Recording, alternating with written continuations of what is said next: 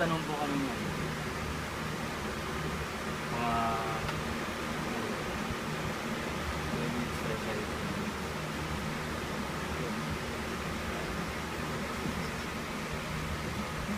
Kasi tanong po unang tanong.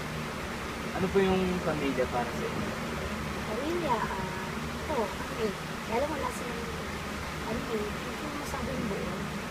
Kasi yung sana yung tatay nila, yun lang, bibigay lang siya. Kung alam mo dito, hindi kami buo. Pero for me, pamilya kami kasi sa akin anak ako.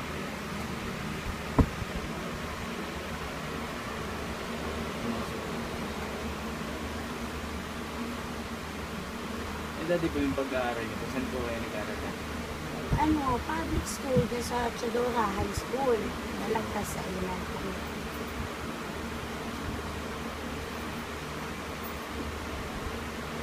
Ano po yung natapos? High school graduate. Ano po yung pinakamagandang bagay na o pangyayari sa buhay dito sa community? Pinakamagandang bagay. Nakamaganda dito sa lugar namin, na nangyari sa lugar namin. Siguro yung pagpapaayos ng daanan kasi hindi siya dating ngayon. Mas maayos na po. Oo, mas maayos na. Kaya lang, yung mga drainage hindi masyado na. Napansin nyo matubig-tubig sa harapan. Pasensya na kayo. Dati hindi naman ganyan, ngayon lang nagkaganyan. Yung lalo nagbagyo, ano ba na siya? Ngayon po, yung po yung tama po naman. Eh, ano po yung hindi magandang mangyayari dito sa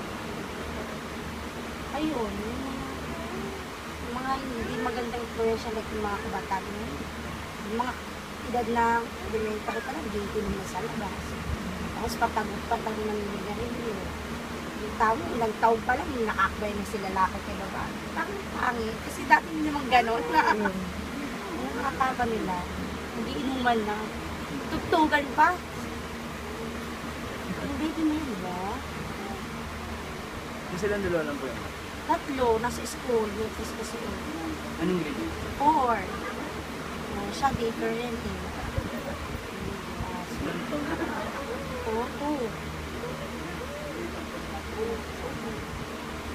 Ganun.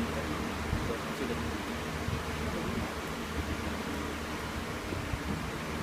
Ang mga ng tanong, saan po kayo nakakahanap ng pangkustos sa pamilya? Oo, alam eh. Magic. Mag. Hindi, actually kasi, yun nga. Medyo may mga illegal, ganun.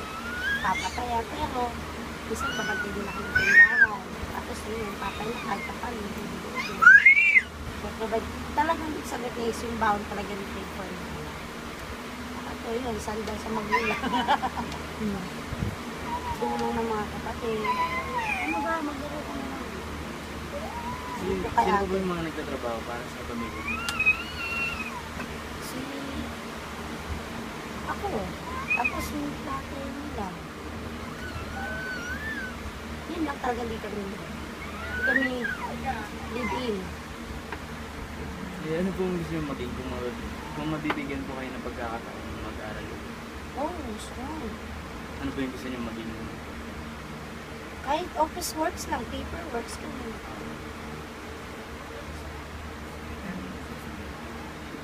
Gusto nyo ko man kaya nang tatlo na sila. Mga tuition. Sa ngayon po, sapat po ba yung kinikita ng pagtatuloy ng pamilya? Medyo. Tama, walang sobra. Kasi tama lang. Isang kapos pa. So, dalawa lang po yung dalawa. Kami dalawa. Pamitan. Wala siyang thank you. Pag meron, thank you. Sa araw-araw po na yun, magkano po yung kita? Ako, 150. Araw-araw po. Kasi yung babad na tindahan. Tapos, isa kasama ko sila. Libre dito sa pag-aaral kapag nasasama ko sila. Sa tuwing linggo po ba nakapagsimba na kayo? Yes. This is spirit. O, pag umuulan kasi dito kami morning sa sa San Lazaro. Pag umuulan.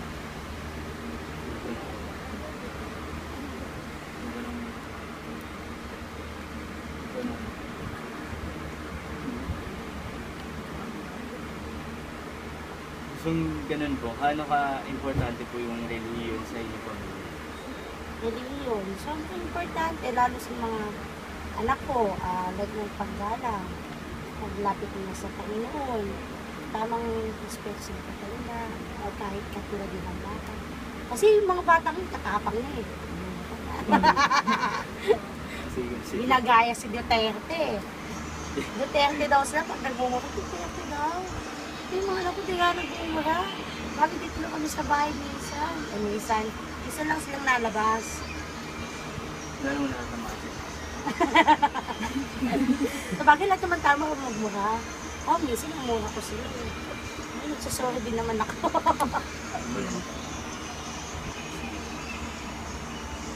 Yung probinsya niyo po, saan? Wala, yung born na ako dito eh. Since birth, yung born na. Manila.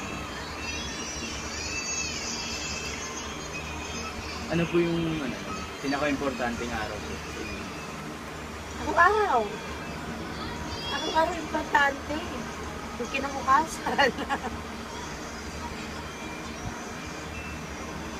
Yung mga nakagawian niyo pong ng pamilya niyo, ano po yung klase?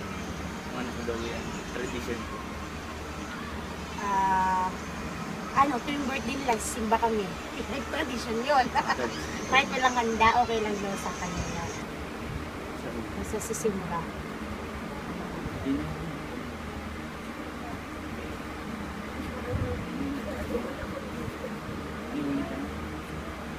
Kung bibigyan po kayo ng tulong na Espiritu Santo, ano po yun?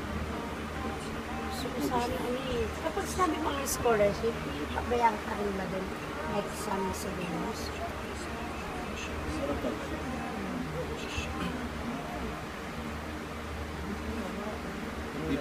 Meron pa rin, di ba? Kayo, meron pa rin. Six countries, ano? May scholar. Di ba may scholar din? Kapag may scholar, may full yun, o may miscellaneous pa din. Ato ka lang ba yun na may miscellaneous pa din? Meron po. Ato ka lang yun. Tapos yung books, shoulder mo. Mahal pa rin, mahal ang books, diba tayo? Siguro po yung Kasi nagbahay kami nasa grade 11 sa inyo eh. Si Doko. Yung kapatid ko rin, senior high siya, sa PCCA. Ang books lang nila is 1.8. Si mama kasabi siya sa sa 4-piece. Under siya ni mama, binipishari siya. So, yung namin yung pera niya para makabili ng books. Tapos, alam niyo ba, sa school nila, 15th floor. Pagdan lang, hindi sila pwede mag-elevator. Pangkaano lang daw yun. Pang junior. Kawawahan. Ang laki naman po. 15 floor. Hindi, Malawak. nasa 15 siya. Sa 15th floor siya. Sabi ko, pag dati na community, hindi ako akit sa taas kasi si mama hindi umakin yun. Ako lang po ate. yun, yung parang kahit siguro computer learning lang, kahit saglit lang, yung 6 months may ganun, diba? 6 months, 3 months. Computer learning. Kahit mga basic, nakalam ko lang kasi Facebook. Nagkakaroon ko mag-Instagram, medyo makain ng tanga eh. Sabi lang, pares lang daw ng Facebook. Twitter po. Wala. IG kasi pa eh. FB muna. Yun na. Ano sa sabihin? Natin sa mga kompleto na. tapos na po ang aming Ay, katanungan. ang bilis naman. Konting May pasok pa kayo? Mamaya po, bumalik ko. Sige, ingat. Thank you din ah.